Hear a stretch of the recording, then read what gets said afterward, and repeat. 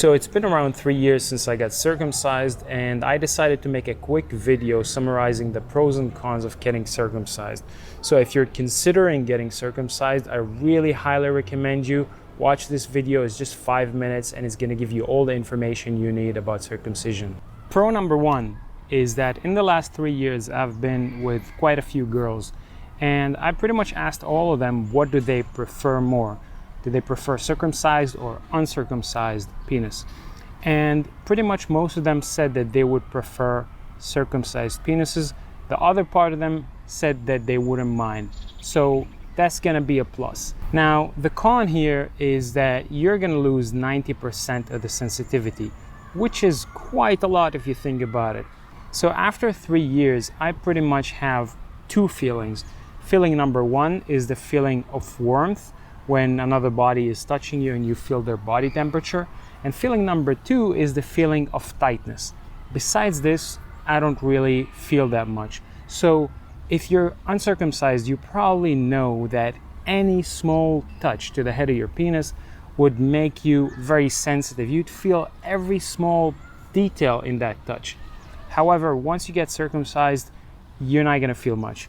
All you're gonna feel is the fact that a warm body is actually touching you, and the tightness when you're actually going into penetration or you're putting it into something. Pro number two is that it actually smells a lot cleaner. So due to the fact that you don't have any foreskin, and therefore the bacteria cannot stay inside the foreskin and live there in perfect conditions, now there's no place for the bacteria to stay and live, and therefore your penis is going to smell much better and is going to be more appealing for the girls that you're with.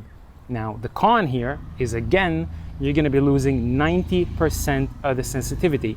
And I'm going to keep repeating that because it's a huge thing. If you're going to do this operation, you got to really understand that you're going to lose a lot of sensitivity, pretty much most of it, and it's almost impossible to retain this kind of sensitivity. Pro number three is that you're less likely to transmit diseases. Again, due to the fact there is no foreskin, and therefore the bacteria or viruses or diseases have no place to kind of live, so they don't have a proper environment to stay and replicate under the foreskin. Therefore, you're going to be much less likely to transmit diseases.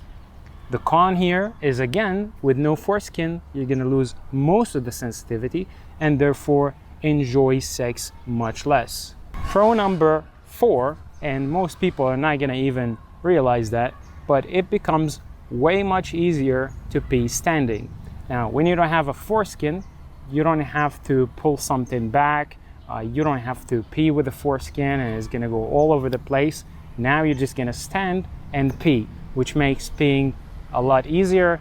It's much easier to aim, and you pretty much don't need to touch your penis when you're peeing, which again lowers the chances of you catching diseases and transmitting bacteria from your hands to your penis. Pro number five is that it actually looks way better. Obviously, that's subjective. You could argue that uncircumcised look better, but for most people, and for me personally, I think that it looks way better.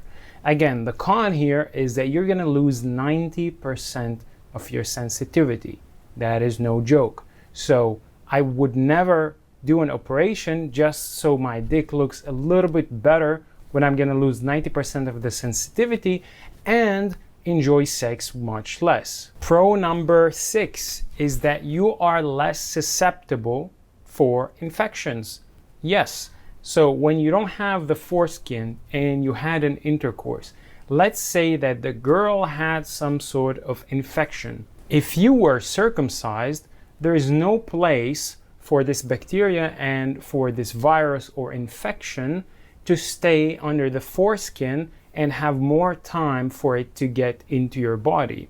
However, if you're uncircumcised, the bacteria can stay there. Even if you wash it, sometimes part of it will stay, and it's a perfect environment for the bacteria to live and to duplicate, and therefore it will have much higher chances of getting into your body. Pro number seven, and that's actually a big one, you're gonna last or find it much easier to last much longer in bed.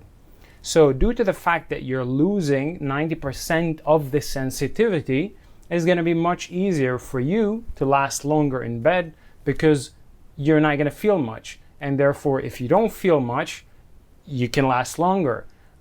You could look at it as a plus or as a minus. I mean, it really depends on you, because when you last longer, that means you're making your partner happier, but you're also feeling less. So that means that you're enjoying sex less.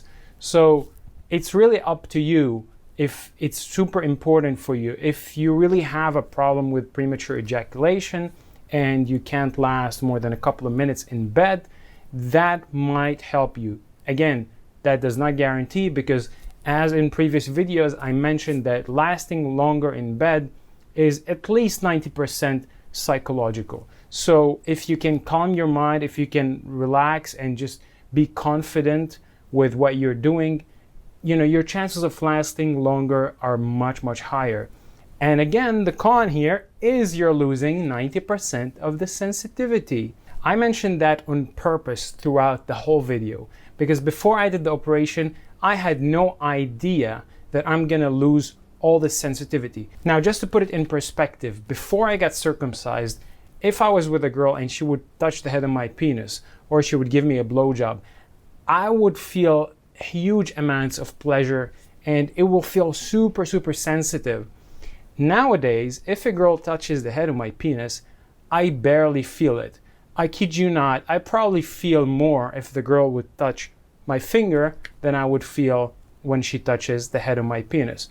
Now, how do I orgasm? I orgasm by the stroking of the penis and by the fact that I feel her body temperature and I feel the tightness of her hand or her.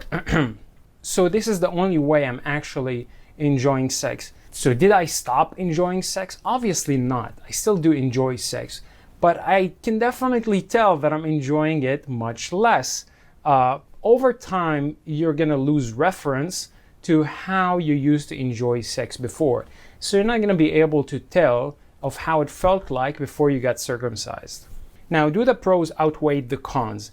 It's really up to you to decide. The way I look at it is this. If you're planning to stay with one partner for the rest of your life, now you're planning to get married, you're planning to have a girlfriend for life, or you already have somebody, I would definitely recommend you to not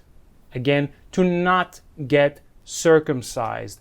You don't need that. Don't do that. Unless you really have no other choice and you have a problem with premature ejaculation and you really want to fix it, and that's the only way. So you tried everything else failed, and that's the last option, and you're just gonna go with it. However, if you're planning to sleep with a lot of girls throughout your life, I mean, I don't know, hundreds of girls, if you get circumcised, you have much less chances of catching diseases and infections and much less chances transmitting them. Now, I'm not saying that you have absolutely no chance of catching something or transmitting something, because you definitely do have, and I know guys that are circumcised and actually caught an infection here and there, but it will make the chances much less likely. Now, I truly hope that this video kinda summarizes my experience with getting circumcised. I've been circumcised for 3 years, and there's very few people that are willing to speak about this topic openly and share the experience, and therefore I decided to make a video that covers pretty much everything I know about the subject. If you enjoyed this video and you're still watching, I would really appreciate if you leave it a thumbs up and subscribe to the channel if you haven't done so already. I'm making weekly videos that will help you improve the quality of your life and make smarter decisions. And let me know in the comments, do you think that getting circumcised actually affects the sensitivity?